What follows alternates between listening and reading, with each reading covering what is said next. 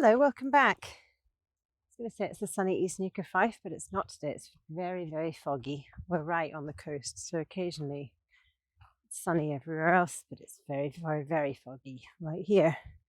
Today's guest is Tim Gill, who is a writer and consultant and researcher about children's freedom. You've probably seen those roaming range maps. There's a really good one that came out of a study from Natural England quite a while ago where it looks like at the 8-year-old territory and how it shrinks through the generations. I'll put a link to it in the show notes. It's a really good map. I first came across Tim Gill years ago. We've got one of his books, The Urban Playground. It's fantastic and has some of the best infographics of any book I've ever seen. Tim's really focused on this conflict between cars and children and the need to reframe how we think about cars and streets and neighbourhoods, and this car-centric mindset that's completely embedded and normalized in the UK. And you see it across planning design, sort of with extreme hostility and modest changes like the cycle lanes. You see it in education around road safety that teaches children to get out of the way rather than teaching drivers to expect children to be there. You see it in the law, you see it in product design. He has a good quip about imagine reaction to any other consumer product in normal use that would lead to over 1,600 UK deaths a year, including 25 to 35 child pedestrians, as well as in transport policy, with huge amounts of money going on road building and very little returns. And how that interlinks with play is all kind of part of the same conversation. If we only give children the spatial freedoms they deserve if we reduce the dominance of the car in our streets and in our heads. In the conversation, they get really practical. They talk about play streets, about school streets, bike buses, all sorts of ideas for how to make neighbourhoods that invite play and that put the child at the centre of it. I think you're really, really going to enjoy this conversation. I've listened to it a couple of times. And then I went back to look at his book. More from me at the end. Let's get in there. How to stand on shifting sand. How to bend but stay intact. Okay, I am here today with Tim Gill, and Tim Gill has been one of our most requested guests. A lot of people said, you really have to get Tim on." So I think a lot of the audience will be familiar with him already. And I don't want to belabor a long introduction, but I would like to give Tim an opportunity to introduce himself. So, Tim, thanks so much for coming on. And who are you, and how did you get here? Well, thank you, Andrew. It's great to be here. I'm a writer and consultant and independent researcher, and really I see myself as sort of flying the flag for children's everyday freedoms, and especially their kind of freedom to get around and to play outdoors, and to kind of champion that vision of a happy, healthy childhood. And that takes me into sort of policy writing. I've had a couple of books published, one on risk aversion called No Fear, and one more recently on child-friendly planning and design, which is called Urban Playground. And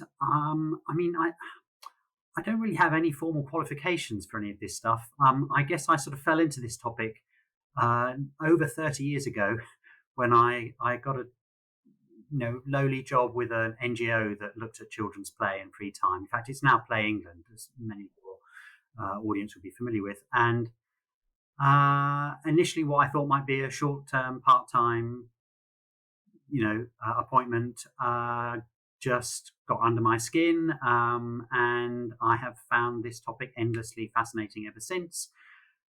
At points, there have been connections with my own life, and I became a dad.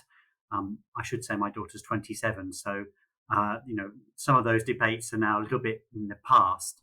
And I guess that topic that I mentioned is sort of thinking about, the sort of freedoms in childhood. It does speak to something in my own, I guess, personality and character, and a belief in children's competencies and capacities, and a view that in what you might call kind of high income countries and cultures, we tend to underestimate what children are capable of and misunderstand how children learn and grow. and that certainly reflects my own childhood and values. But I wouldn't. I also very clear. I kind of fell into this whole territory, and I'm still here because I still think it's fascinating and engaging, and I feel like I'm making some kind of difference. So, what for as long as that carries on, I'll probably be sticking around. Thanks. Yeah, that's it's sort of similar with me as well.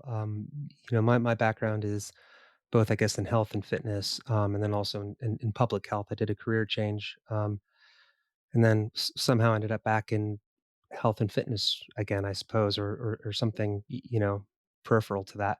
And it's the same thing, when I had children of my own, a lot of my perspectives, just completely changed, especially on learning and the importance of exploration and how much learning is tacit and emergent as opposed to a lot of the formalized ideas that we have.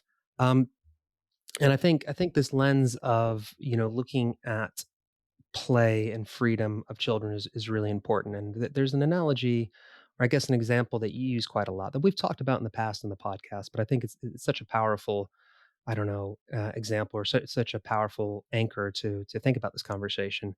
And it's regarding those generational roaming maps that I think William Byrd developed years ago.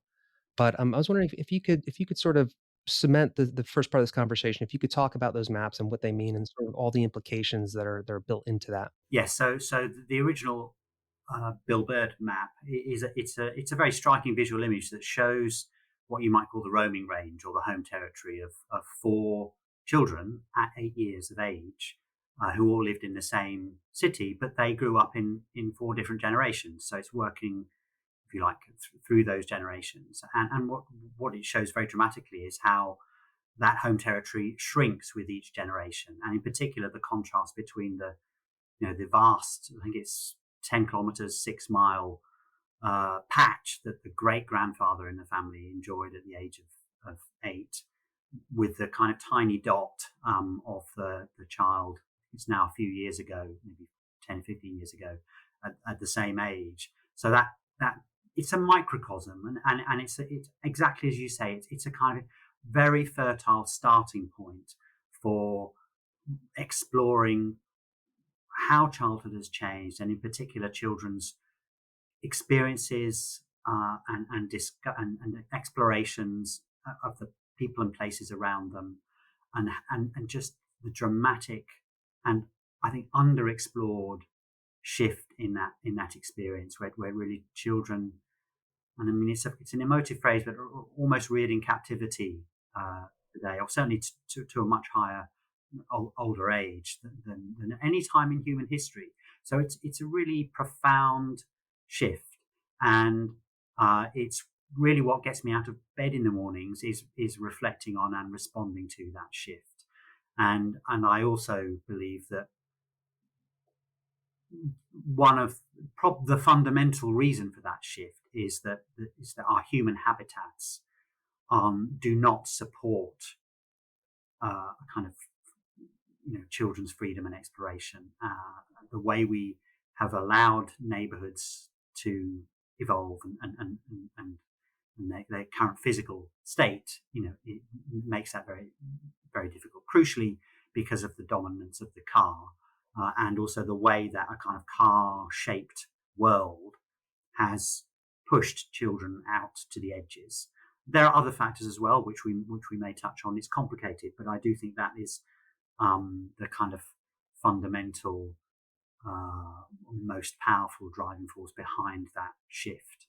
And interestingly, since I saw Bill Bird's map, I've got a small collection now of similar maps from a few other countries: Sweden, Ireland, Slovakia, Belgium. So I think, and of course, you're picking on it as well because it's very compelling. Everybody can look at that map and think, "Oh my God, that's exactly what I can see having happened in my own lifetime, or with what I know about what my parents or grandparents did." So in that respect, it's extremely stimulating and kind of catalytic as a starting point. And it's interesting, just as you were talking about those other maps, I was just reminded of something, and this maybe falls under the remit of some things that Jonathan Haidt has talked about. But I was speaking to one of my friends who's a parent with a child who's just started university, and we were speaking, and she was pulling out her phone, and she kept checking something. And say, "Oh, what are you checking?" She's like, "Oh, I'm just making sure, that my child is where they say they are." And I said, "Oh, sorry, excuse me." And they have an app. I forget what it is. I think it's a 360 degrees. I think is what it's called. And it's an app that parents will put on their children's phones to see what they're up to, where they are. This sort of constant tracking. So you almost even need to update this model of how far children can go, and you have to untether it from even this idea of geographical distance, where all of a sudden, even private time and internal time is actually being taken away, which is a conversation for perhaps later in the chat. A lot of what you're saying, it made me think of some of Ivan Illich's ideas, and Illich really likes to talk about this idea of conviviality, which you do as well. But he has this idea of a radical monopoly, and this idea that when you introduce a certain technology, it sort of negates everything else that came before. And he used to, even back in the 70s, he would use the example of cars as being this radical monopoly, because once cities start being designed around cars, it sort of precludes walking or cycling or rickshaws or carts or any of these other mixed ways, that people used to get around. And it's amazing because you go through some of these old, Japanese cities, and they have the old hand cart rails that they would use to get around, and they would just slot their sort of wheelbarrows into these old sort of train systems, these old rail systems, just to reduce friction. You think all that has just disappeared now, with the rise of automobiles and motor vehicles. So I think it's a great lens um, to start this conversation on. Now you've written two books, and I've got both of them. And I could flash them up on the screen right now because I was taking notes. But you've got two books. So you've got No Fear, which is your older book, and then you have your newer book, which I'm looking down, is Urban Playground. And they're very different books, and they sort of come from a different time period. And they also, they have each one has a distinct thesis, but they're complementary. I was wondering if you could sort of talk chronologically a little bit about what you were thinking when you wrote No Fear, and what the main thesis of it is, and how your thinking has evolved with Urban Playground in the years between. So No Fear it's an extended essay really. And by the way, it's available yeah, complete book is available for free as a download. So Oh, please didn't know share that. that. There it is. And yes, and um it it attempts to sort of come up with a kind of big narrative, I suppose, about how societies have become ever more anxious about allowing children to take risks and I don't mean necessarily risk in a narrow sense, but simply to sort of explore and be exposed to some degree of uncertainty. And it tries to look at a few different topic areas to figure out what's going on with that. And the central theme, or the defining chapter of the book, is around playgrounds and playground safety and the story of playground safety, which was what got me interested in that broader topic of risk aversion around childhood. And it makes the case that at different levels, uh, uh, almost everyone who has a role in shaping children's lives has become exclusively focused or preoccupied with what might go wrong, and has lost sight of the good things that happen when children explore and have adventures, and that um, narrow focus on, if you like, the downside of risk uh, was ultimately grounded in a sort of an impoverished view of children and childhood, that children are irredeemably vulnerable and cannot learn from their mistakes and have to be kind of drilled in sort of every aspect of life, which is entirely against sort of basic understandings of child development, let alone a kind of more, perhaps a richer or more radical conception of childhood as something that's not just about what children grow into, but is also about children's lives in the here and now. So that's the basic thesis, and I look at playgrounds, but then a few other topic areas, including technology, fear of strangers, and a couple of others. I mean, looking back on it, I think it's maybe a bit, the narrative is a bit forced at points, but I think the basic thesis I would still defend that in, and even in the case of technology, where that we're now witnessing a kind of convulsive and times very emotive debate about the role of technology in children's lives. I would argue for a more sort of nuanced and balanced framing of that recognises the benefits for children of this technology that they're encountering, as well as the risks. So that's no fear. Yeah. Will I pause now? May I ask you a follow-up on that? Yeah, do. Yeah. Just with no fear, 2 points I was thinking as you were talking. A, you said that in retrospect, you feel like the narrative is a little bit forced. I'd like for you to expand on that if you could. But also within that, I think one of the things that you did a good job of in the book is you did talk about some of the material causes for this rise in fear, for why the culture has changed.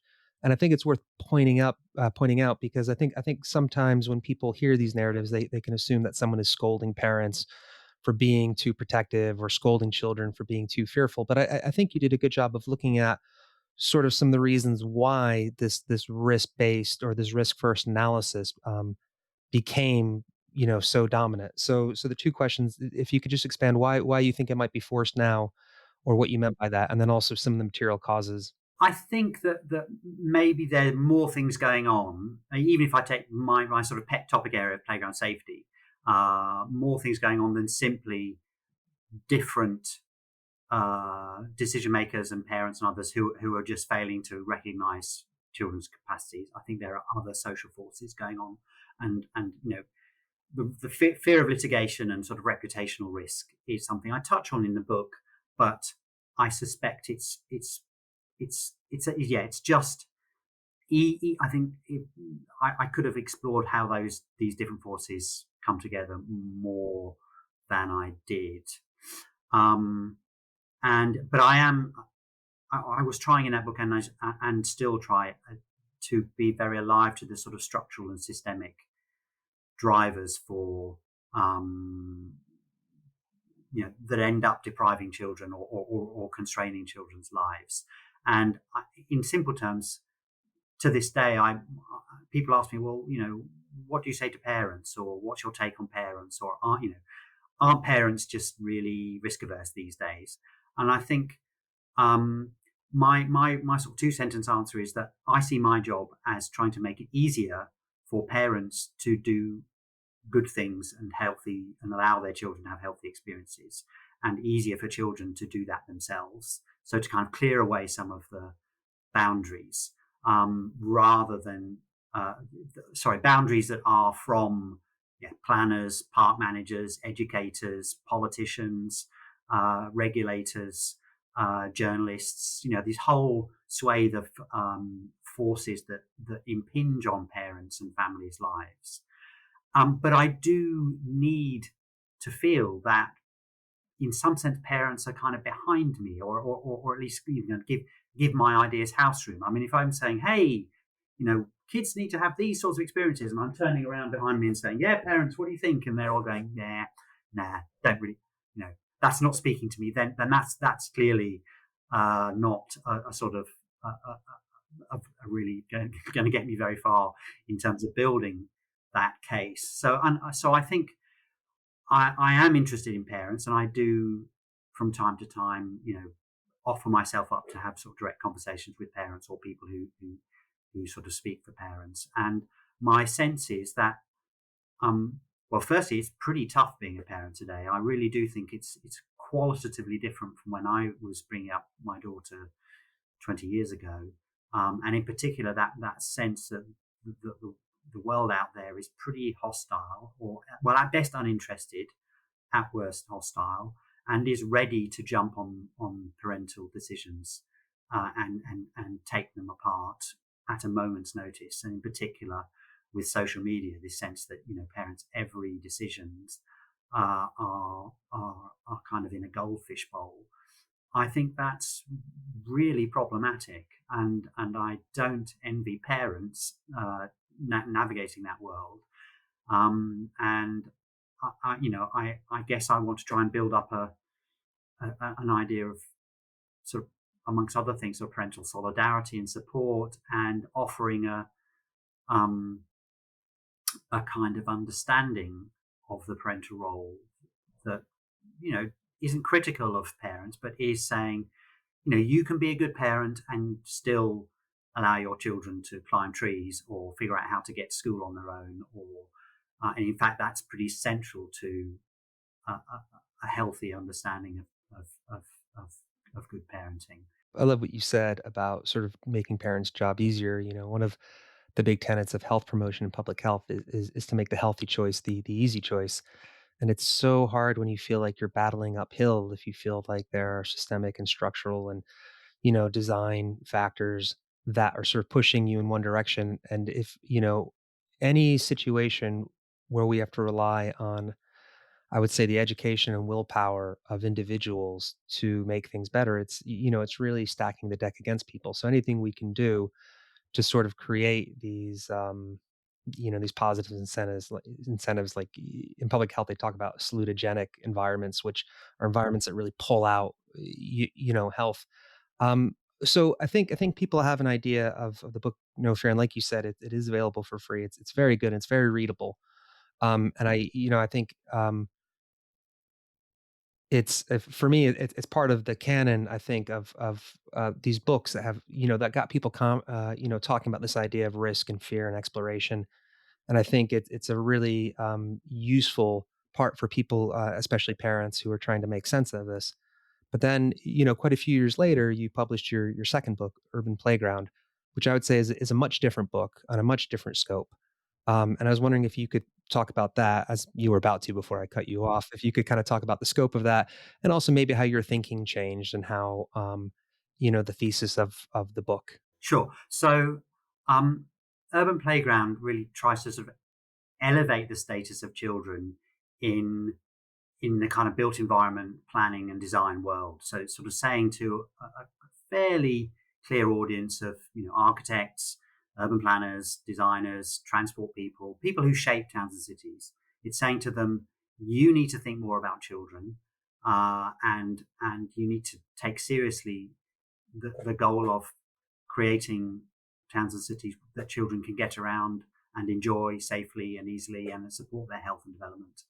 And it's largely a sort of practical book. So there is some theory in it, which we can maybe talk about, but it's got a lot of kind of ideas for how those audiences and campaigners and advocates as well can be part of this, and I'm going to call it a movement or a community of practice that's going in this direction. And it came out of, I suppose, a recognition that it is the physical form of neighbourhoods that is, it's the hard reality within which we live our lives, and within which children grow up, and that it became increasingly clear to me that many neighbourhoods are just badly designed from children's point of view, or badly, that their properties do not support healthy, happy childhoods. I'm hesitating about the word design, because it's not as if someone actually sat down and thought, like, in lots of detail, one person's like, drawing out how every neighborhood. It doesn't work like that. There are systems, there's history, there things change. But yeah, just looking outside the front doors of many family homes, they're not the kind of neighborhoods and habitats, human habitats, not the kind of human habitats that support the kind of childhoods that I think most people actually would sign up to. So I was lucky enough to firstly get some funding from the Winston Churchill Memorial Trust, now called the Churchill Fellowship, which is basically a travelling scholarship that allowed me to go to different cities and find out these were all cities that actually took seriously the goal of creating more child-friendly neighbourhoods, of looking at transport planning, public space, and how to make neighbourhoods uh, more supportive of children's play and mobility.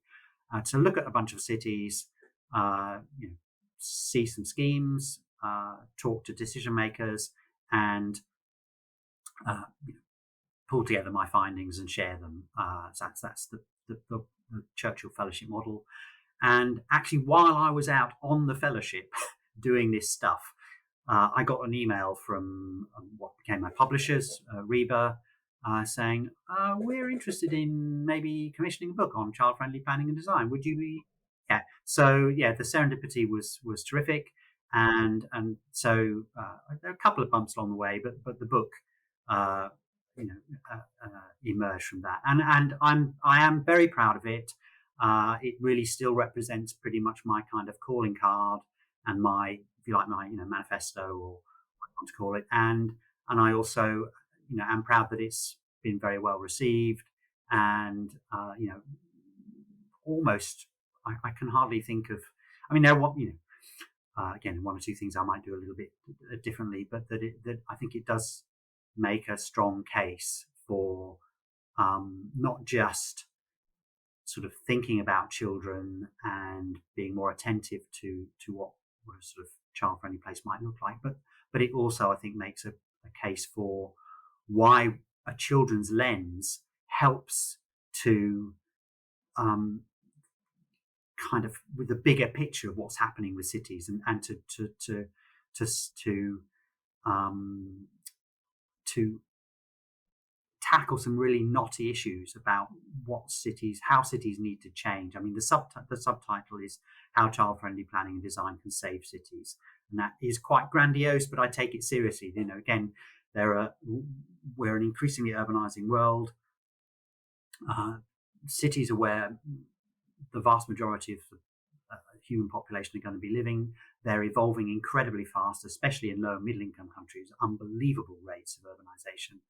And there's a lot up in the air about how those cities can or should be developed. And so I had that sort of global and long-term territory in mind in writing the book, as well as the more closer to home, the everyday, including my own city of London.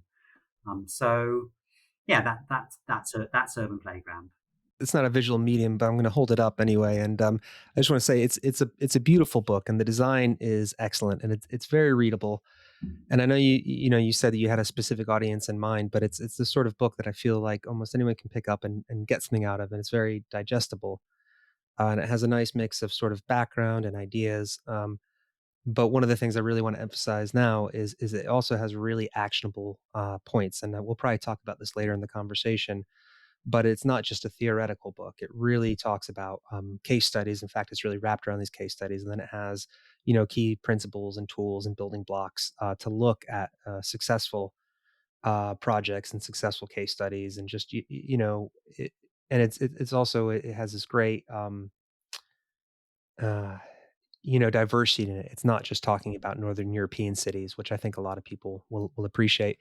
Um, yeah, it's interesting because I think you said a lot of the cities as we have now are probably not well designed, or a mismatch for the needs of children to grow up and have happy lives with a sense of agency and autonomy and everything. And it's not no one is to blame, and I think that's exactly right. A lot of these things have emerged. I mean, I think it's very easy to look at Robert Moses or some of the sort of high modernist plans of Le Corbusier, post-war, where they just tried to plan everything out.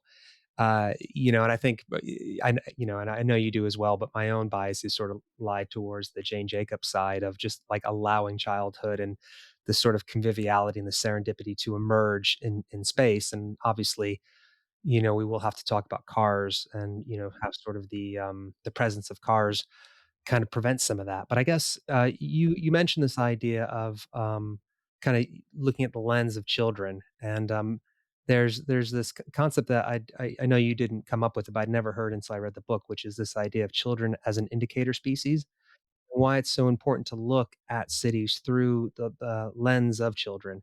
So I was wondering if you could talk about that idea and why it's so important to really use children, um, or their perspective of children to make sense of all this. Yes, so that actually, I think it's an idea that goes back to UN Habitat, whenever that was, the first UN Habitat, 1980-ish, then taken up by Enrique Peñalosa, very well-known urbanist, former mayor of Bogota, who, with others, did incredible things to turn that city around.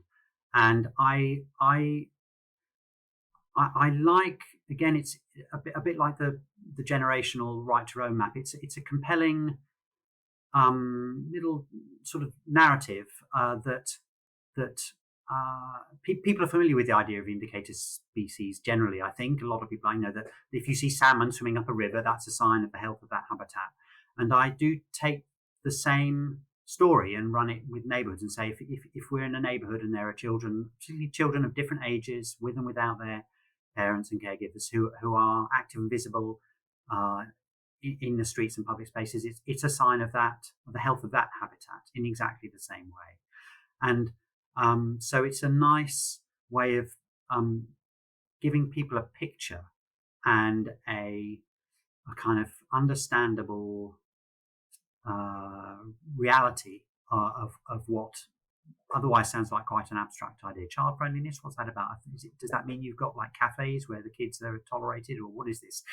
So that's why I like that image, and I think it, it's. I mean, it's so I'm interested in sort of storytelling, or how um, taking a sort of storytelling approach helps to unpack ideas, also to share sort of evidence and data and statistics, and pave the way to a better world. I think we need more than stories, but good storytelling really helps. Especially, it helps people to connect at an emotional level with what can sometimes be quite dry or complex stories. So that, and again, just with cities, I mean, cities they're the kind of preeminent wicked issue, or kind of social mess. It's really hard to figure out how to make cities better. And this is well known and goes back again 50 years or more to sort of urban planning theory. There are different starting points, different value systems. The politics values are often a mess, and unpredictable consequences, different points of entry, a whole so incredibly complex. Now, you either pack up and go home if you want to try get to grips with that complex, or you say, okay, I've got to try and figure out a way to navigate this complexity, to come up with something that has some prospect of making a difference and of getting us to the sort of places we want to be getting to, and also can smooth that path, or help to overcome some of those political and even ethical roadblocks. And I do genuinely believe, setting aside my own, if you like, investment in this, that bringing children into that problem area is the best way to navigate that complexity, because two reasons in particular. Because when we think about children, we cannot help but think about the long term. We just, it's as soon as you say it, it's like, of course we do. We're not thinking in 2 or 5 year timescales that can often get derailed by short-term vested interests. We're thinking about 30, 40, 50 years. And also, people care about children. We even if people are not parents, asking ourselves, what does this mean for children? What kind of future do we want the next generation to inherit from us? Those help to build consensus and to overcome, or find some sort of fundamental ground, sort of bedrock of shared values and understandings, which I think we are sorely in need of right now. Yeah, one of the early lines in your book, you used a distinction that I hadn't heard before, but really resonated with me. And I forget who it was that you quoted, but you mentioned that if we leave everything up just to the pure market, or in this case, I think the speaker said capitalism. Capitalism is really only capable of thinking about me now, where really if we want to start planning for the future, we need to kind of shift to a like an us long term way of thinking. And I think we see that with so much the way cities have emerged, and so much of the building that's even happening right now. The UK, I think one could argue, is probably in the middle of a housing crisis, depending on how you want to define it. So much of the new building really is almost not even fit for purpose if we want to think about these enriching spaces that are important for development. You were talking about stories, and I think that's one of the key things about this book is it does have so many amazing stories and case studies in it. So I think it might be nice to talk about some specifics, and especially depending where people are living, they might think, "Oh, yeah, that's great," but who's got the money to make that happen? Or how do you kind of create the buy-in to make that happen? Um, but the book does have some really interesting stories. I'm wondering if you could maybe pick one city to talk about, and maybe talk about where they started and where they are now, or maybe the process that they're going through. Because I think just coming up with some of these examples of these different solutions and different things that different communities are trying, I think it can be really inspirational to see what is possible. So I was wondering if you could talk on that. Okay, I'm going to pick the neighborhood of Vauban in Freiburg in Germany. So, which in the book I hold it up as arguably or provocatively as the kind of ultimate child-friendly neighborhood. So, to give people a picture, Vauban is a pretty decent sized district, 6,000, 10,000 people, that is a master planned eco suburb that is actually on the site of an old uh, um, French military base that kind of got vacated, and actually interestingly squatted, and then the sort of radicals who were living there got into a dialogue with the city about how the site could be developed, and so that's an aspect of the story that's quite interesting. There were quite a lot of sort of visionaries, dreamers involved in the early stages of Vauban. And okay, but to cut to the chase, it's medium density apartment living, very green, mixed use. So there's shops and some industry and certainly employment nearby. But crucially, it's to all intents and purposes a car-free neighbourhood. So you can own a car if you live in Vauban, but if you do, you A, have to pay quite a lot of money, and B, you have to park it in one of the big car barns that are around the edge of the scheme. So the whole of the space between the buildings then is really available for public use. It's extraordinary to see that there are streets, but they don't look like normal streets. There's no cars in them. They're full of people walking and biking for a start. They're very green. There's lots of green space woven across the whole development. There aren't many playgrounds. There are play features, so recognizing swings and slides and sand pits, but they're sort of woven into the parks and public spaces. So that's also interesting. And the whole scheme is also well connected by public transport. So you can really see how it's a kind of post-car, very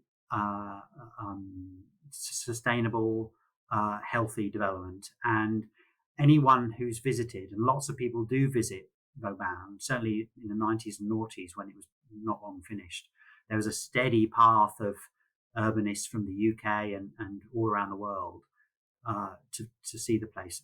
Anyone who's visited you'll read what they say, and they say they can't believe how many children they see out and about in the streets and parks of Vauban. That people are sort of, it almost does not compute. And so that's my lighthouse, if you like, or my kind of compass point. And it is a provocation, and uh, there are some nuances. Vauban is now an expensive place to live, and we might talk about that. I don't think it was necessarily when it first evolved. There are different ways to create child-friendly places, but interestingly, I mentioned that people went to Vauban to see it, including people from the UK, and one district that I visited quite recently, just a few months back, is Great Knighton in Cambridge, so much closer to home, not in London or one of the big cities, where you could say maybe it's a bit easier to develop medium density.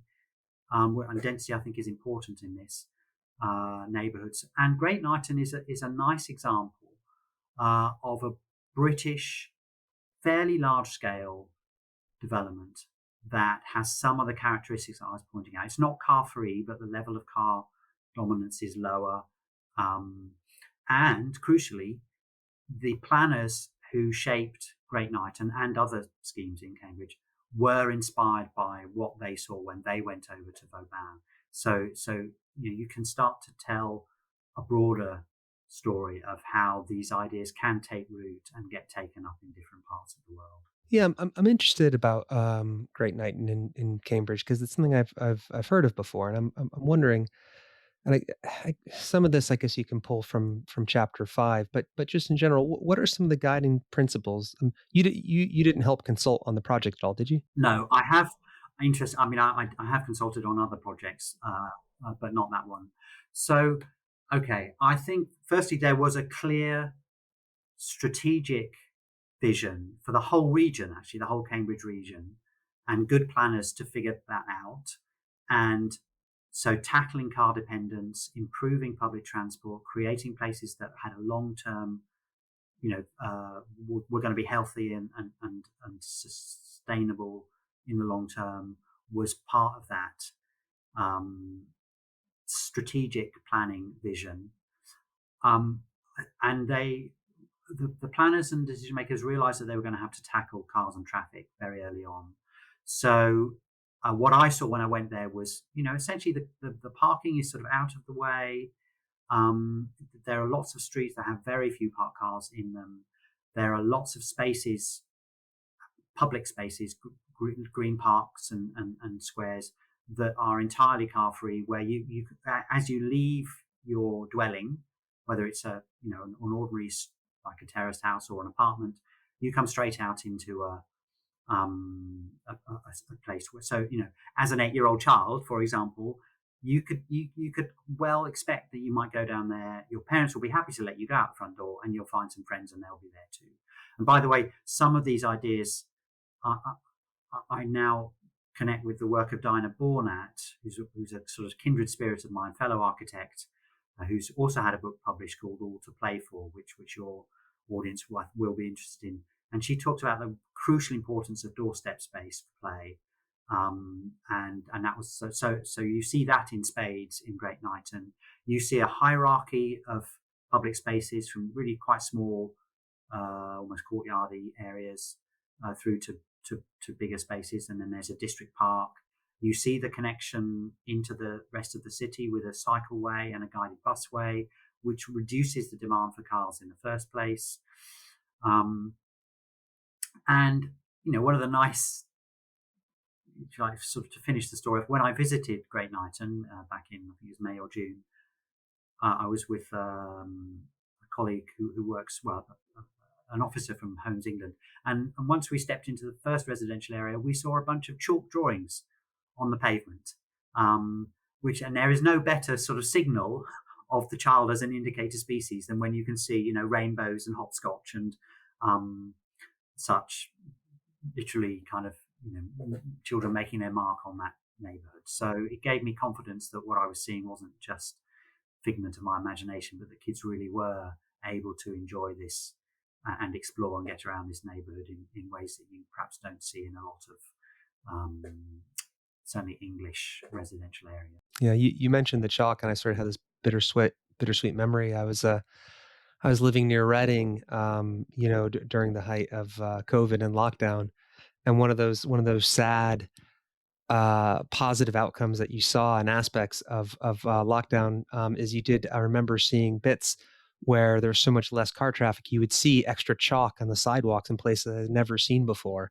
And in some ways, it was almost this high watermark in terms of children's accessibility that has proceeded in some places. Yes, and just to pick up on that, I think there's a really important insight there, because in our neighbourhood we saw the same thing, and you saw, that amongst all of the weirdness that was happening in those lockdowns, one thing that you saw in many neighbours was children being out and active in streets and playing in streets. And so one of the things that tells us is if you change the material conditions outside people's homes, they will respond. I mean, that was a dramatic, and I'm not saying I want to see a repeat of lockdowns, but sometimes people, it's not like you need to change parents' minds and attitudes and then the behavior will change. Sometimes you create the conditions for that behavior to emerge, or those choices to be made, and the change in mindset and values or understandings can follow from that. So for a while, I was, amongst others, talking about this potential for a kind of flowering of um, like sort of reclaiming a public space. Well, it hasn't quite worked out like that, but there's still, I think, that folk memory and that insight that I hope we can draw from.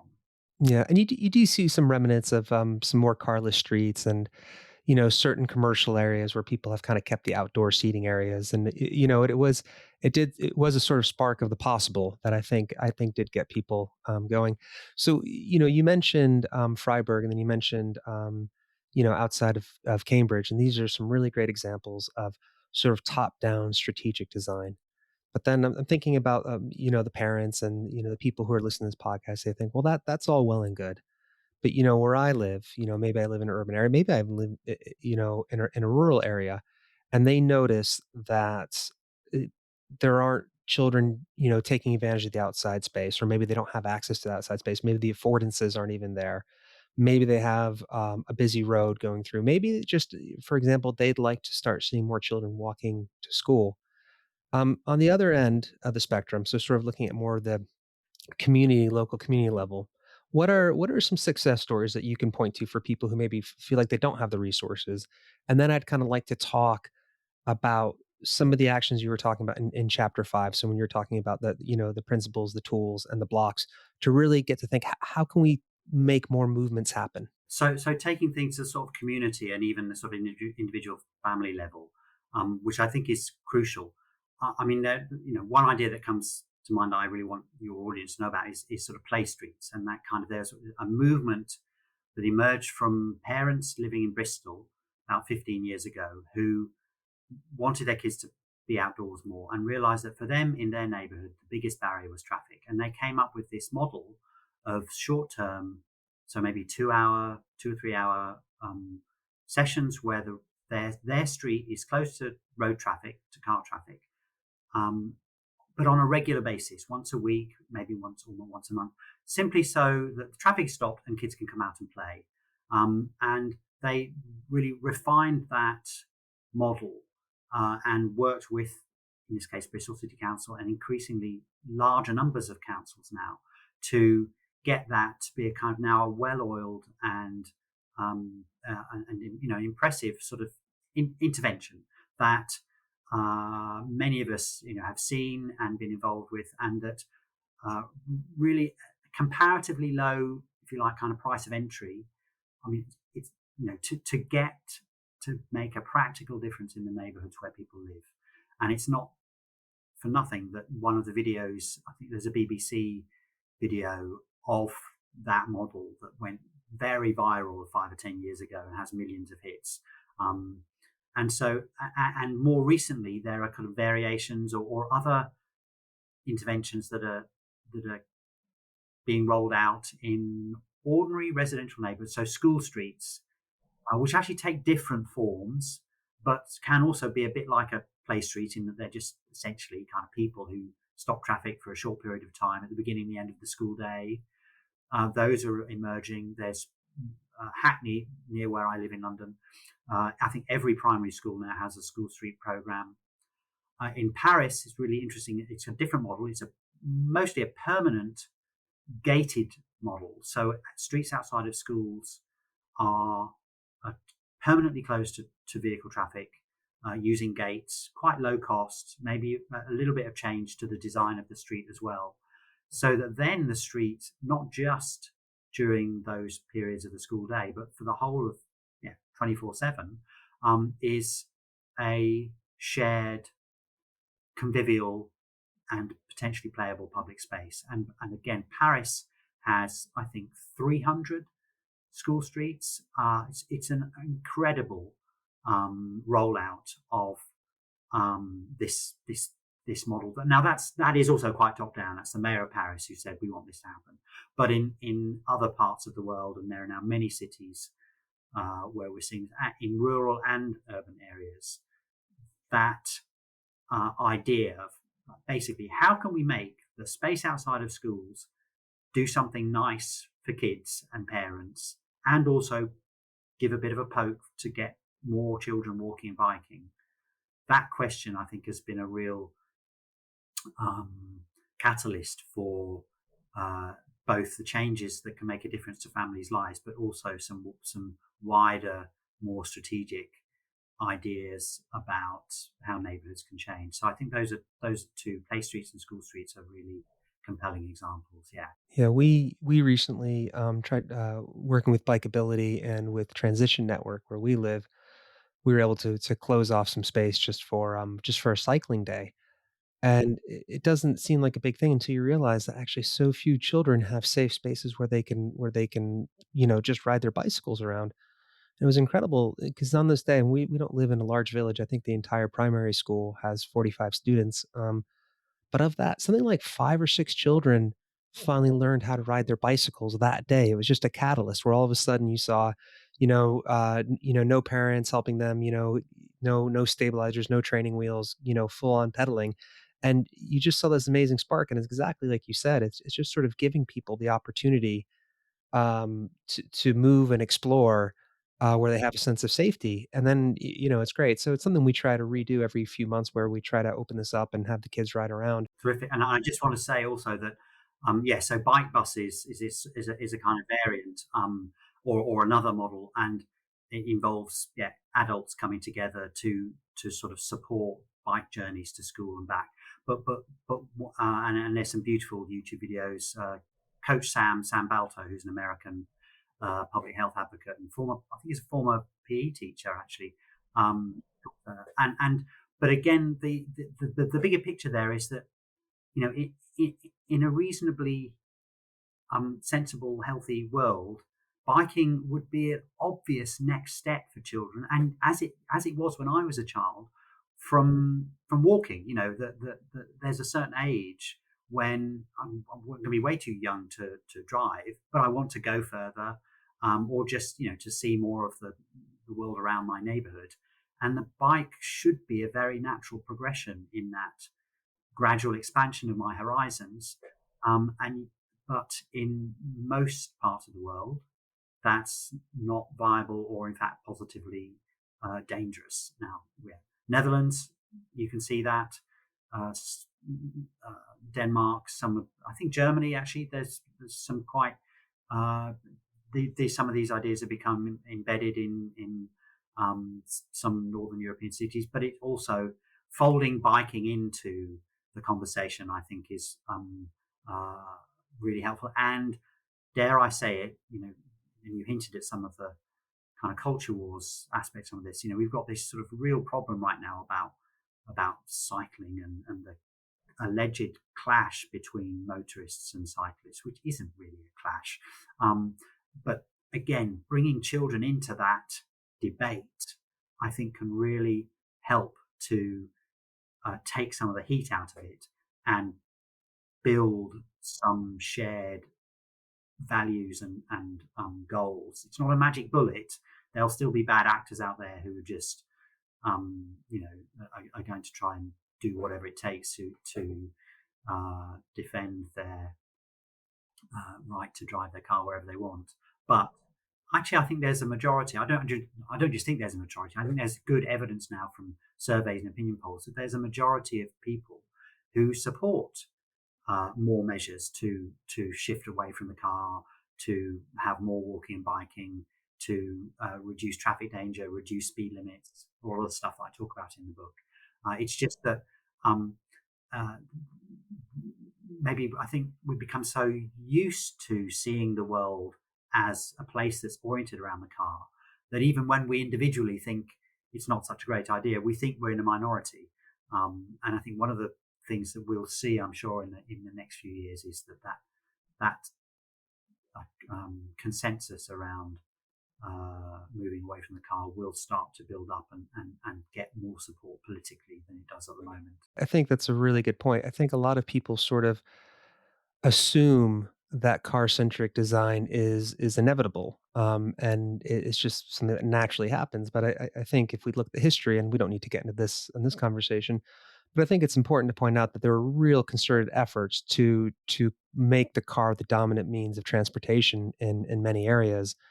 Um, and as well, I think there probably are some lobbying groups and other interests that maybe prevent bicycles and other forms of active transportation from really becoming the dominant form of transportation, which probably most people would prefer, especially if it was done in an inclusive way that took into account people who might have their own personal mobility issues.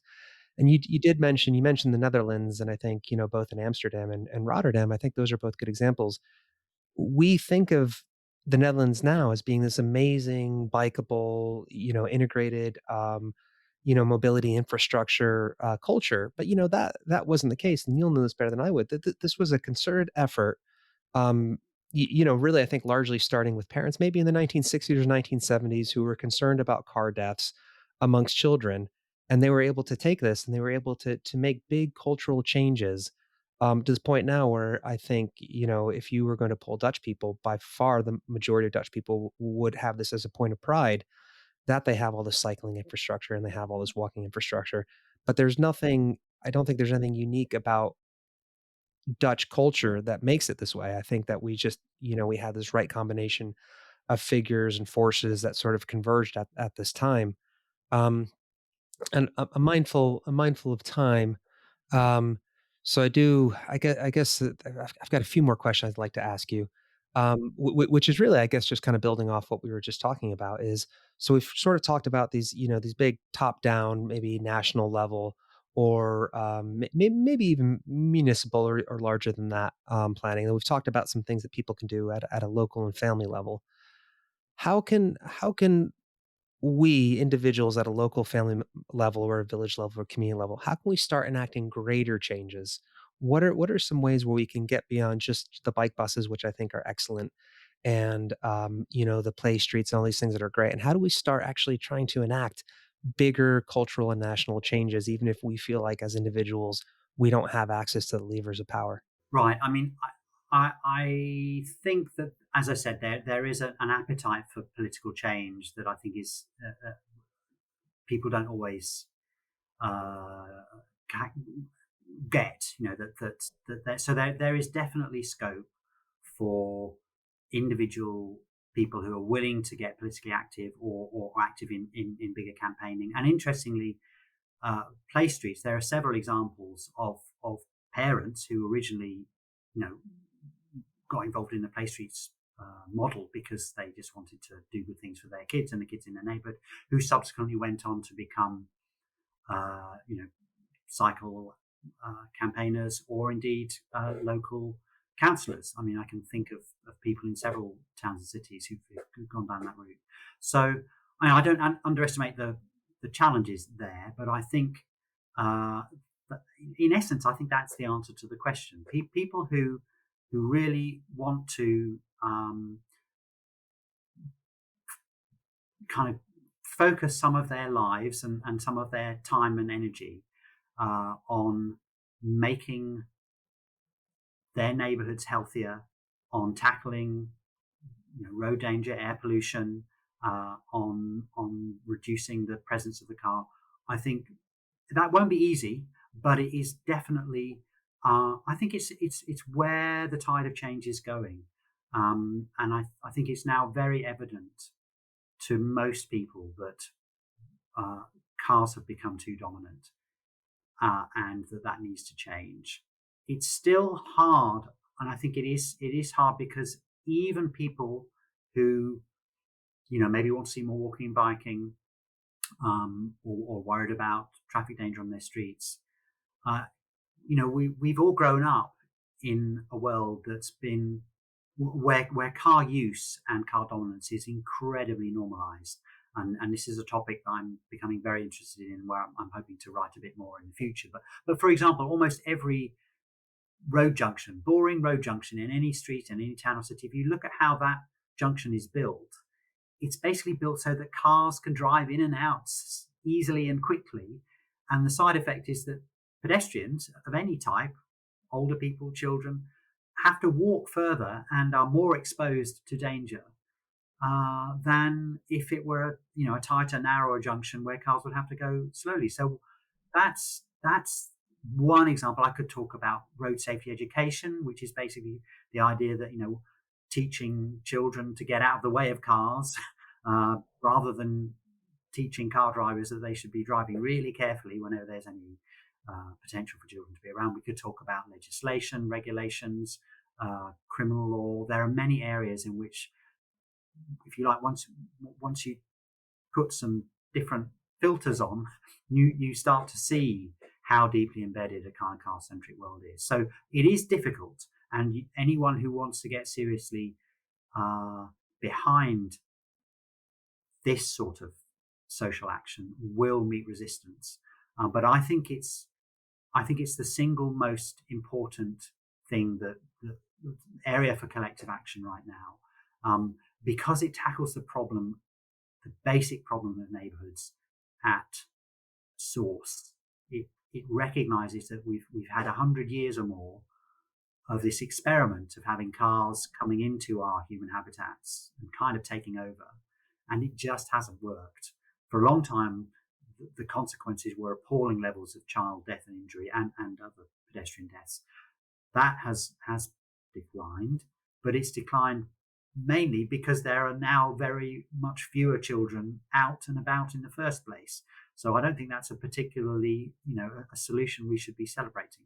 And I would encourage, people who really want to kind of aim at the nub of this problem, at the heart of why neighbourhoods aren't working for children, to really take a close look at what's happening around cars, and to maybe get involved in some of the campaigning and the debates, because, to repeat what I said a little while ago, there's an unhelpful narrative or kind of way of framing this topic, which is basically about saying this is all a war on the motorist, and of course, if we don't let cars go everywhere, then the economy is going to collapse, and ordinary people are going to lose their jobs or not be able to earn a living. Now, you only have to look across the North Sea to the Netherlands to see how demonstrably false that is. I should say that I understand there will be some people who, if we move towards a less car-oriented world, will find their lives are a little less convenient, and that's a conversation we need to be open about. There'll be people who might find that their journeys will take a little bit longer, or their car might be a little bit further away, or cost a bit more to park, and there might be some details of this that we need to figure out to make sure that we don't, for instance, end up leaving disabled people or some businesses, in dire straits. But that is actually, those are eminently solvable. But if we think that there's a nice, simple way to tackle the danger from cars and to get neighbourhoods that are healthier, less polluted, that nobody will complain about, well, we'd have done that already. So, it is going to be, it's going to require a kind of some significant energy and movement. And I, as I say, for myself, I see myself as wanting to be part of that debate and speaking for why that is particularly important as a move for a more healthy and happy childhood. I'm glad you brought up some legitimate concerns that people might have regarding, maybe inconvenience sounds too flippant, but extra challenges. And also, you mentioned earlier issues with gentrification and things like that. Though I would say the gentrification really just speaks to the desire that people have to live in livable, walkable neighborhoods. And if in fact these neighborhoods do gentrify when they become more walkable, then that probably means that is how most people, would like to live. Um, I think that is probably a pretty good place to end. Before we go, is there any one thing that has you feeling really optimistic or Just anything that you're excited about that's happening right now that you'd like to let people know about? Well, I mean, use the word optimism. It's not quite the right word, but I'm sure many of your audience, will sometimes feel quite gloomy or very depressed about the state of the world and our failure to deal with a lot of problems around climate change and environmental degradation and inequality, and those are huge challenges. I found that you know I want to give a quick plug for a couple of books that helped me feel more, if not optimistic, then possibilistic. To use one of the authors is Hans Rosling, who was sadly passed away, as you may know, a public health champion and former medic from Sweden, who wrote a book called Factfulness that essentially told some quite good stories and used data from around the world to show that for many people, the world has been getting better. Poverty has been in decline globally. Ill health from basic human needs not being met is in decline. There's a lot still needs to be done, but there are lots of lessons we can learn from where the world is getting better. And his book in turn influenced the other book I want to mention, which is Not the End of the World, a book by Hannah Ritchie, who's a young, originally environmental campaigner who kind of got burnt out and then read Hans Rosling's book and then got into looking at the data more objectively around things like electrification, sustainability, even tough stuff like plastics pollution, water, fish, global fish consumptions, meat. And again says, actually, there's a pathway. It's not always the easy, it's not an easy pathway, but there are signs of hope and change at the global level. And what I took from that was the sense that, okay, I'm not just shouting into the hurricane with all of this. I am part of a progressive, optimistic, or at least, hopeful community that is trying to create a better world. In my case, I'm having continuing to want to have a strong focus on children and young people. And again, I'm really interested in what it might mean to have more direct conversations with children and young people who are still often demonized. Sadly, it was ever thus. But one of the ways in which today's children and young people seem to be being demonized is by being accused of being too idealistic. I mean, as if we don't need a bit of idealism now.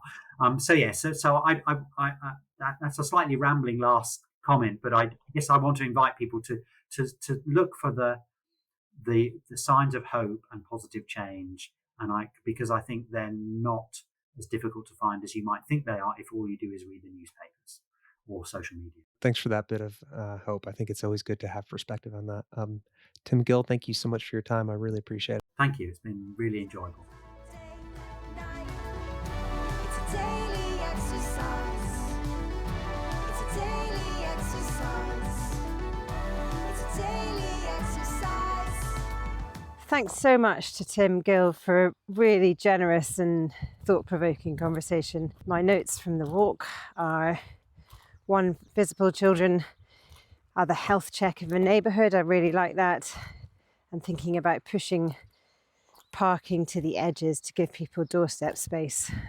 And then just looking more about play streets and school streets, something that's really close to our hearts here. We live rurally. Our children go to the village school. The village school is on the other side of the main road. At some point, about 5 years ago, the council said we could have a zebra crossing. They've since, that money's gone away to another pot. They've put the speed limit down to 20 miles an hour, but it's not really enforced. And we don't have enough children in the school to justify a lollipop person. So we have a parent-run crossing kind of committee so that our children can walk back from school on their own, which is absurd. So it was very nice to speak to Tim, and we'll be issuing a slightly peppery press release to Fife Council this week. I've put in loads of links to Tim's stuff. I really recommend having a look at his books. The Urban Playground in particular, it's just a fantastic book, and you find yourself dipping into it quite often. Thank you so much for listening all the way to the end. Leave us a review if you thought it was good. Leave a comment, give us a star, share it with someone you think it would resonate with. We'll be back in a couple of weeks. See you soon.